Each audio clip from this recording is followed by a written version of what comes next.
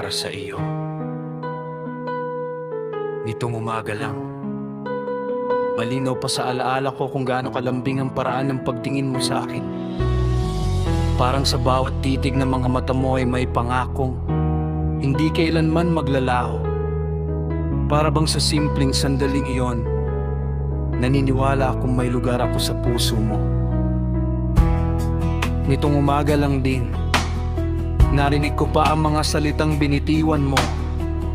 Mga pangakong parang walang makakapigil sa atin.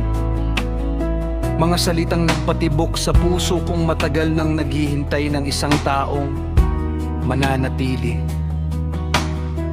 At sa mga sandaling iyon, naniwala ako.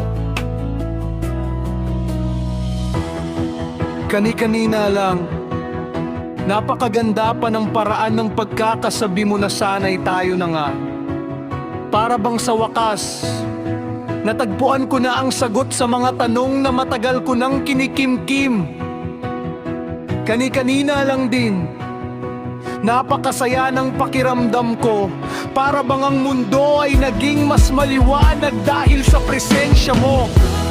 Pero hindi ko maintindihan kung paano nangyari ang lahat.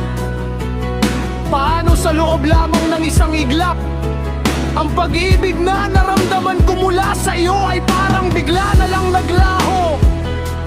Parang isang kisap mata, kanina'y naroon pa, pero nang lingunin ko ulit, wala na. Napakabilis ng lahat. Hindi ko alam kung kailan nagsimulang magbago ang lahat, o kung may sandali bang napalangpas ko kung saan dahan-dahan nang nawawala ang damdamin mo para sa akin.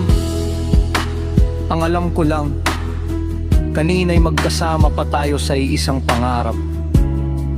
At ngayon, parang ako na lang ang natirang nakahawak sa mga pangakong iyon.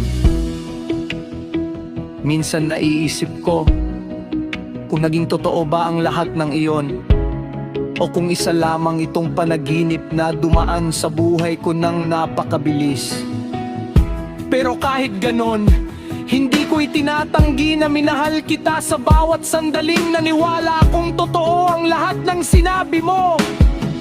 At kahit gaano kabilis naglao ang pag-ibig mo, mananatili sa alaala ko ang mga sandaling iyon. Mga sandaling kahit panandalian lang, pinaniwala mo akong posible pala ang isang masayang mundo. Mula sa pusong naiwan, sa pagitan ng alaala at katotohanan, ako